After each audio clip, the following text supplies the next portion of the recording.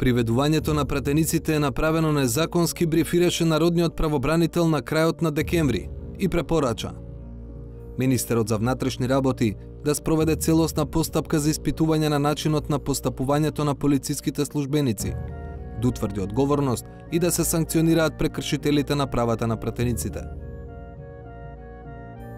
Приведувањето на пратениците е законско, му одговори веќе следниот ден министерот за внатрешни работи Оливер Спасовски. Полицијата постапуваше врз основа на наредба издадена од судот и во рамките на тоа ние сме постапили врз основа на нашите законски овластувања. Дојде и помина нова година. Дојдоа и помина и други празници. И не само што ништо не се случи, туку МВР сега не ни одговара дали ќе преземе нешто по препораките на народниот правобранител. Народниот правобранител не сака да даде став што мисли за изјавите и постапките на министерот. А станува збор за исклучително важно прашање, бидејќи преписката е помеѓу две релевантни институции, и тоа за права на пратениците, од кои и министерот и народниот правобранител црпат легитимитет. Обидот да се одгатне прашањето кој е во право, а кој не, почнува токму од аргументите на Мемети и на Спасовски. Наодите на народниот правобранител се темелат на правилникот за начинот на вршење на полициските работи. Во него пишува дека ако лицето кое се приведува се повика на имунитет, полицискиот службеник мора да го прекине приведувањето. Во случај кога не му е одземен имунитетот и покрај писмената наредба за негово приведување, истото нема да се изврши, а надлежниот суд ќе се извести од страна на полицискиот службеник за причините поради кои не е постапено по наредбата. Министерот Оливер Спасовски не го демантираше овој факт кога ја правдаше постапката на полицијата со пратениците. Туку се повика на законот за кривичната постапка. Законот е повисок акт од правилникот и не може правилник да дерогира закон или устав на Република Македонија. Тоа е основно правило во правото. Ако се проверат цитираните одредби, и Спасовски и Мемети се во право. Законот за кривичната постапка навистина не прави разлика дали лицето кое се приведува има или нема имунитет. Од друга страна, полицискиот правилник ја прави таа разлика. Со други зборови, останува нејасно зошто во правилникот има детализирани одредби кои што ги нема на ниту едно друго место. Ова навидум маргинално прашање е исклучително важно. Остане ли неразрешено, кој ќе гарантира дека во иднина нема да предизвика злоупотреби? Пример за злоупотреба може да биде приведување пратеници по нечија потреба, без претходно да им се симне имунитетот, што може да влијае на распоредот на силите во парламентот, кога на дневен ред има важни теми. Според македонскиот устав, ваквата можност не е забранета, бидејќи е дефинирано дека пратеникот има имунитет само од притворање, а не и од приведување или друга форма на задржување.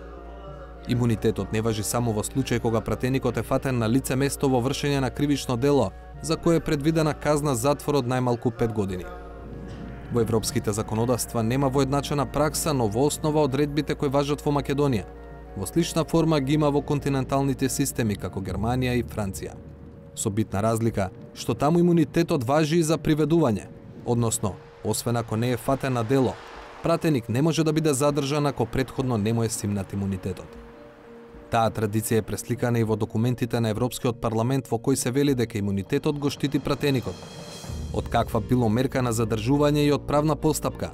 Имунитет исто така ќе се применува и за пратениците додека патуваат до и од местото на заседание на Европскиот парламент. Не може да има повикување на имунитетот кога пратеникот е фатен на лице место во извршување противзаконско дејствие. Дали припишување на уставот и законите за кривичната постапка намерно или ненамерно, одредбата за имунитетот е стеснета само на притвор. Уште повеќе што полицискиот правилник се занимава и со прашањето за приведување лица со имунитет. Со оваа тема, цел месец се занимава Хелсиншкиот комитет по барање на ВМРО од ДПМН. Јас мислам дека целиот овој случај отвара дилеми кои што ќе треба да бидат решени на еден да речам законски начин, во смисла на можеби надоградување на законот за кривична постапка, при тоа проширување на одредбите кои се однесуваат на пратеничкиот имунитет во самиот устав. Исто така јас не ги отфрлам можностите, имајќи предвид дека Македонија е општество каде што можеби треба да има секогаш многу конкретни и јасни одредби за да не може да дојде до злоупотреби, бидејќи сите сме свесни дека законот во последните 11 години беше и текако злоупотребуван заради постигнување на политички цели и за да се осигураме и ние како општество при тоа да не дојде до тоа да во одреден момент и самото собрание можеби некогаш биде блокирано поради ваква некаква